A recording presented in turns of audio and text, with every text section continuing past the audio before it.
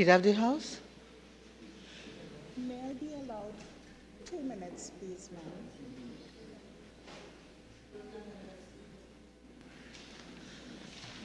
I apologize.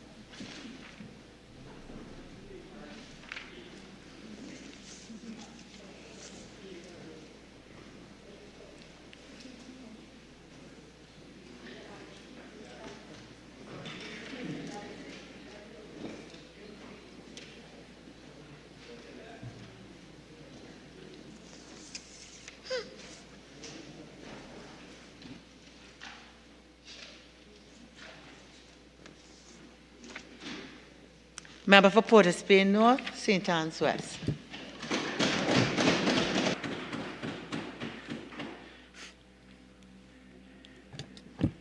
Thank you very much, Madam Speaker. Madam Speaker, I joined this debate here this afternoon having listened to many previous contributions on both sides.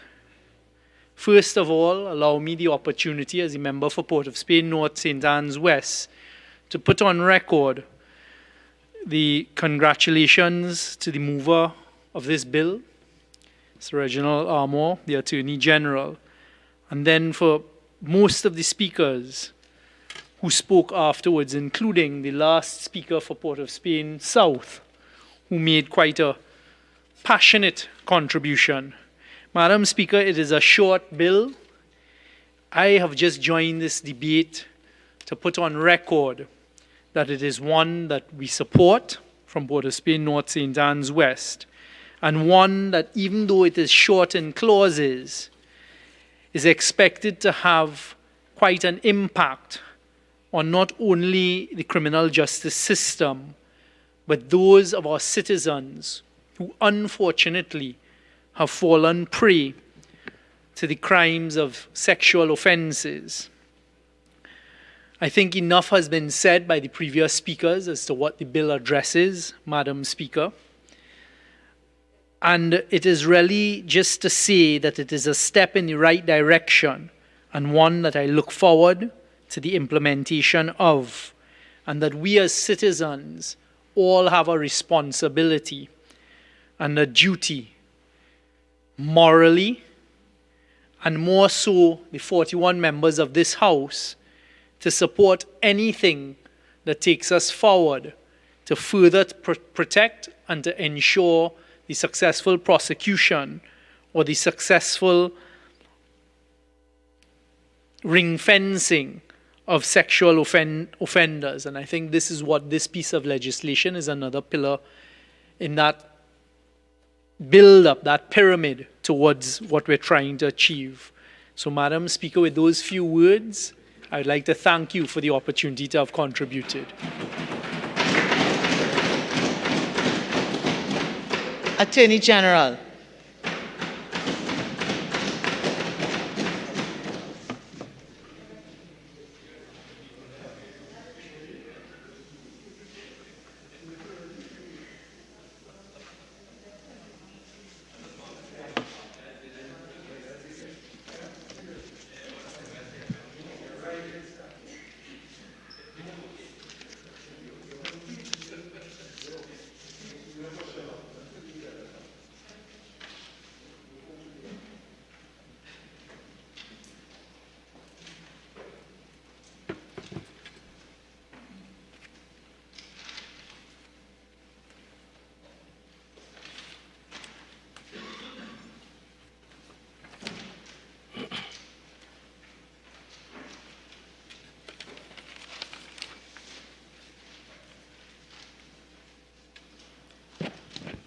Madam Speaker, thank you very much. I have listened with interest to the contributions from the members on the other side. And I hope I can be brief in the response that I will make without doing any disrespect to the several remarks that have been made by the honorable members. I understand essentially that each of the members for the other side who has contributed to this debate support the amendments which I bring to this Honorable House today. But they have expressed concerns about a number of matters which I think it is my responsibility to respond to, albeit briefly. And if I were to start with the comments which have been made by, first of all, the remarks which have been made, first of all, by the member for Tabaquit, which has been repeated and adopted by other members with reference to the amendment to Section 48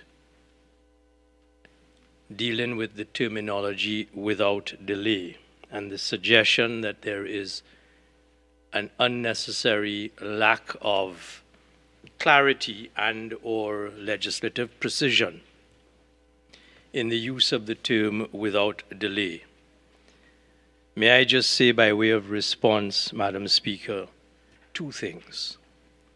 Without delay is introduced by the word shall in that amendment, and those of us who are familiar with the language of the law will understand immediately. The owner of the device is not in here? Please continue. Thank you, Madam Speaker. Those of us who are spend some time reading legislation and having to assist in other places with the interpretation of the legislation would appreciate immediately that the introduction of the words without delay by the prefatory term shall introduces an imperative in the word shall. And then when we look at the Interpretation Act, Section 23, with reference to the term without delay, Section 23 tells us that where written law requires or authorizes something to be done, but does not prescribe the time within which it shall or may be done, the law shall be construed as requiring or authorizing the thing to be done without unreasonable delay, having regard to the circumstances and as often as due occasion arises. Taken in context, what that means is that the draftsperson of the amendment to Section 48 under consideration, by saying shall without delay in respect of an obligation that is imposed on the Commissioner of Police, understands that that office of Commissioner of Police must be given a level and a measure of discretion to discharge his or her functions, but understanding that it must be done without unreasonable delay. So there is no lack of clarity in the language shall without delay in doing that which the amendment empowers him to do. If I may move to the other point made by the member for Tabaquit, she says you cannot sell the honourable member, I beg your pardon, the honourable member says you cannot sell the bill as a solution to the public, the population, as there are so many other things that remain unfixed. But we have to appreciate, Madam Speaker, that this is a work in progress. The government of the Republic of Trinidad and Tobago, on which I have the privilege to serve, continues to bring laws to protect different categories of persons in our population. Laws to protect the vulnerable in our society, example, child marriage, domestic violence, bail, trafficking in persons, anti-gang, evidence, firearms, children's court, family and children division, criminal division, pepper spray legislation. All of these are a holistic approach to seeking to protect the vulnerable in this society, and it cannot be dealt with in isolation. So I do not accept the criticism that the bill is being sold as a solution to the population while many other things remain unfixed. The criticism was also made that consideration needs to be given in relation to the burden on the Trinidad and Tobago Police Service by placing timelines in the legislation. And one of the things that we have to appreciate immediately, that the Commissioner of Police is given explicit responsibility under Section 48.3 of the amendment of the Act to ensure that the website is maintained and the information is recorded in accordance with the Act. And in point of fact, one of the things that we are cognizant of on this side, certainly, is that the Trinidad and Tobago Police standing operating procedures on sex offender register and sex offender website are contained in Departmental Order 81 of 2018, so that the police have seized the nettle and have themselves passed their departmental orders to encourage their membership and to undertake the burden which this amendment and this new legislation has brought on them. So I think that, and I commend them for being very much up to the task of ensuring that the vulnerable are protected under this legislation.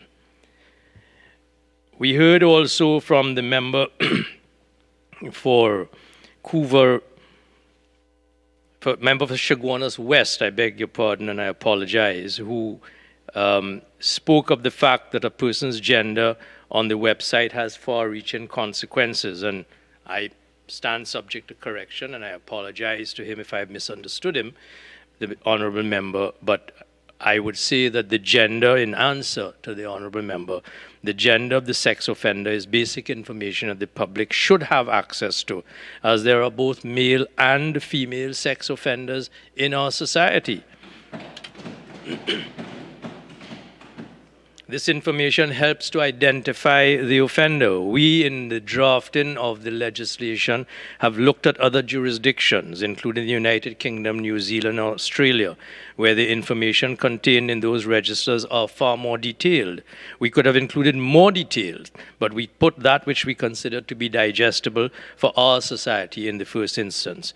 If the gender changes, the offender has a duty to inform the Commissioner of Police, who has a duty to update accordingly.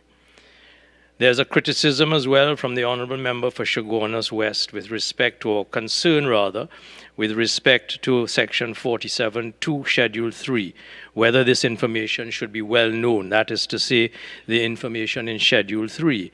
Well, a balance has to be struck, I say in answer. A balance has to be struck between information given to the public and the sex offender's right to privacy in order to prevent victimization of the offender or indeed vigilante fugitive justice. We have to be careful when we pass laws that we strike the right balance and we do not pursue laws in needless condemnation of persons' rights, even while they are being found to be guilty, but they have rights of appeal and they have other rights of redress. So we have to be careful to strike the right balance, Madam Speaker.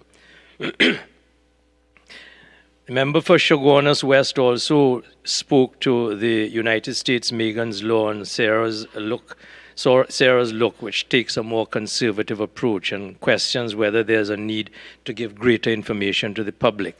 And we say at this point there is no need to give greater information to the public, having regard to the wealth of information that is available on the National Register, which is under the surveillance of the police on an updated basis, and the National Sex Offender website, which contains details and which are, in limited terms, available to the public. So we think that the adequacy of the information and availability to the public serves the present balanced purpose that we seek to achieve and to serve. And the question has been asked by the member of Chaguanas West as well, whether members of the public should be notified. And we say in answer to that the sex offender website is notifying the public. They are also to simply log in and view the website at any time. Abuse of the information on the website will be an offense. We think that that is an adequate measure and that the public is sufficiently notified. Then there was, I beg your pardon, there was some concerns expressed from the member for Maruga Tableland. She says that there were the legislation and the initiative of the government lacked educational programs within rural communities. Well, if I understood her correctly, I say that that is irrelevant to the current bill being debated. She says that the honourable member says that the bill is to correct, is meant to correct, to address corrections, and that it is sloppy work by the government. We are not all perfect, and as we progress in life, we will acknowledge with the courage that it takes to recognize that there is room for improvement, that there is room to come back to this honorable House and to improve the legislation as the circumstances dictate. And that was the basis. That was the basis on which I opened before this House today, Madam. I said that we are here today to improve on a continuing vigilant basis the legislation that it is our privilege to bring to this House to improve the conditions and to protect the vulnerable. So it is not sloppy work of the government. It is an encouraging of a vigilance on our part and on the part of all parliamentarians, and we will welcome contributions, positive, constructive contributions from all members of Parliament to ensure that as we work towards bettering the society for our citizenry, we continue to keep our work under review to improve at every step of the way. I think the member also said that we need social outreach and counseling for children re-entering the school environment. That is a laudable initiative, but regrettably I say it is not relevant to the subject that we are here to debate this afternoon. And therefore I don't think I need to answer that in any further detail. And then the members for St. Augustine and Couva South also made suggestions about the without delay. I've already addressed that. I don't think I need to address that any further. And therefore, Madam Speaker, I beg to bring my contribution by way of reply at this stage to the end, and I beg at this stage respectively to move. Thank you. Honourable members, the question is that a bill entitled An Act to Amend the Sexual Offences Act, Chapter 11, 28, and for other related matters be now read a second time. Those in favour say aye. Those against say no. I think the ayes have it.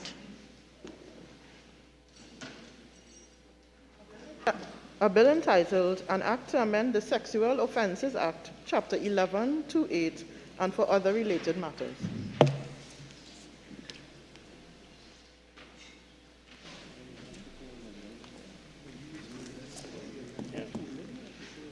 Attorney General.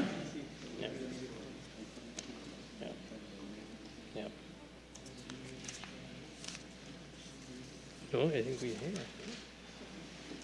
here. Beg your pardon, 1 minute, please, Madam Speaker. I think it's, yeah.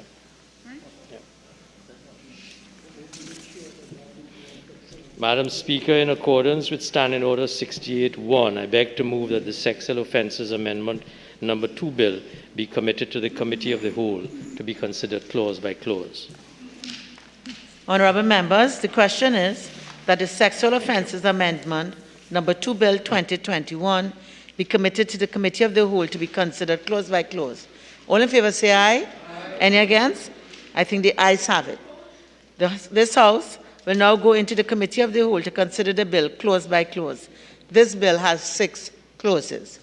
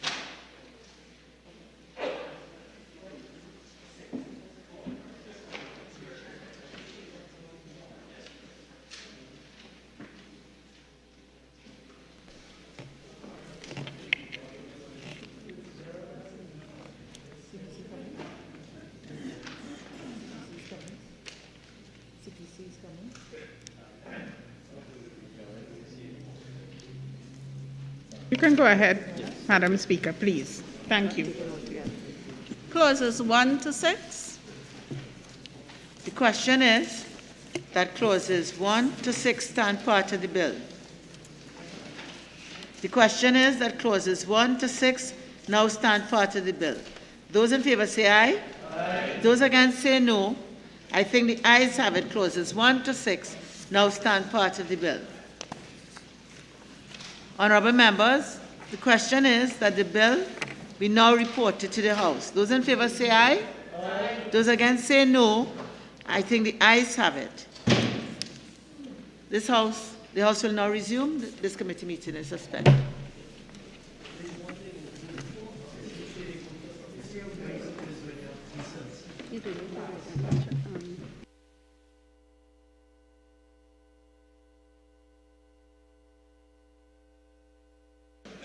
Attorney General.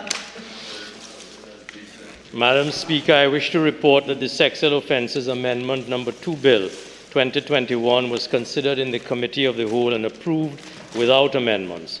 I now beg to move that the House agree with the committee's report.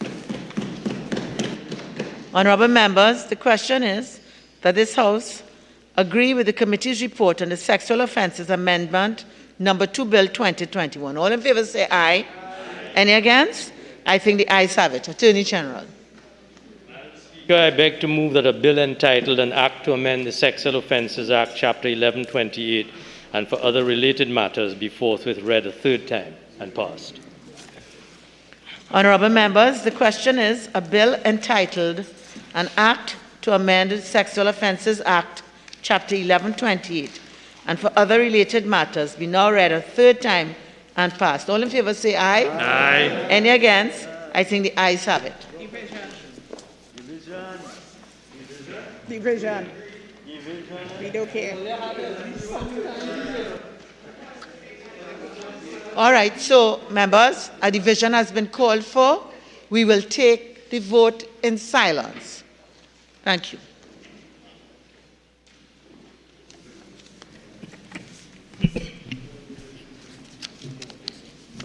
Mrs. Regis, Robinson Regis. Aye. Mr. Imbert. Yes. Mr. Young. Yes. Against human trafficking. Mr. Hines. Aye. Mr. Dayal Singh. Yes. Mr. Alwari. Aye. Ms. Beckles. Yes. Mrs. Webster Roy. Aye. Ms. Cujo. Aye. Dr. Gatsby Dolly. Aye. Mr. Gonzalez. Yes. Mr. McClashy. Yes.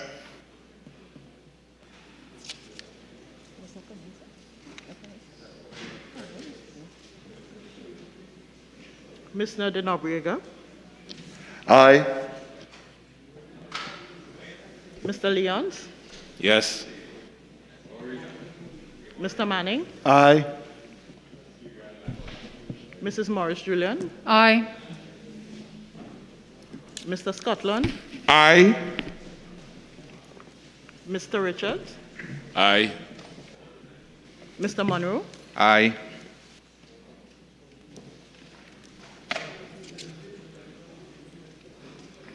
Mr. Lee. Yes. Mr. Charles. Yes. Ms. Amin. Yes. Mr. Indar Singh. Yes. Mr. Padara. Yes.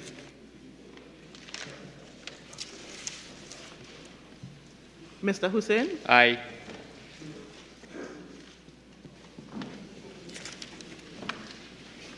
Ms. Benjamin. Aye. Mr. Rambali. Yes. Mr. Ram. Yes. Dr. Ragbir. Yes. Mr. Tanku. Yes. Ms. Haynes. Mr. Ratiram. Yes. Dr. Sicharan. Yes. 33. Madam Speaker, the result of the division is 33 members voting in favor of, no abstention, no one voted against.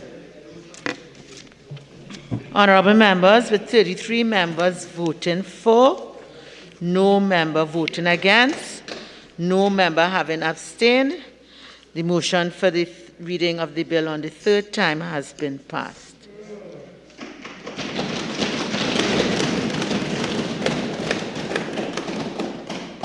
A bill entitled An Act to Amend the Sexual Offences Act, Chapter 11 to 8, and for other related matters.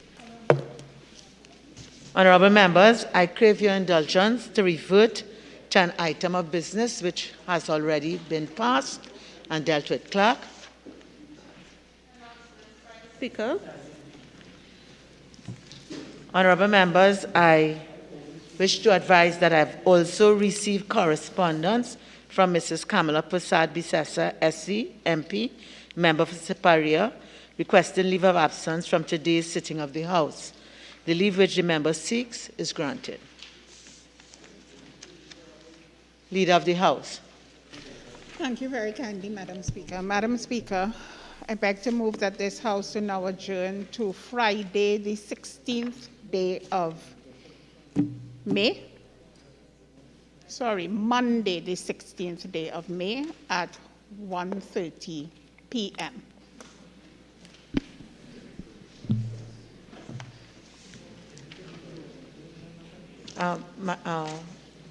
Leader, would you like to indicate what matters are going to be discussed on that day? Supplemental appropriation bill. Madam Speaker, at the same time, I'd like to indicate that on Friday the 13th, we will have the Finance Committee meeting. Standing Finance Committee meeting. And that too is 1:30? Yes, ma'am.